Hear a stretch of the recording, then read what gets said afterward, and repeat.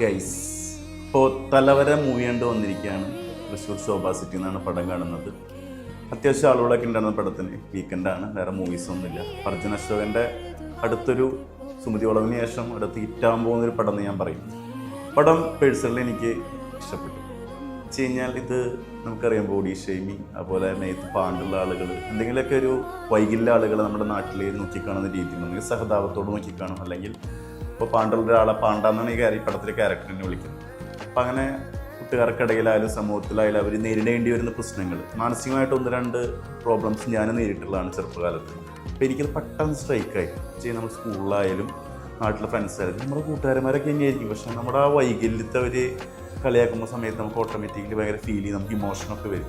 അപ്പോൾ അങ്ങനത്തെ ഒരു ക്യാരക്ടറിലാണ് നമ്മുടെ അർജുൻ അശോകൻ. എൻ്റെ ജീവിതത്തിലുണ്ടാകുന്ന കുറച്ച് പ്രോബ്ലംസിലൂടെയാണ് ഈ കഥ പറയുന്നത്.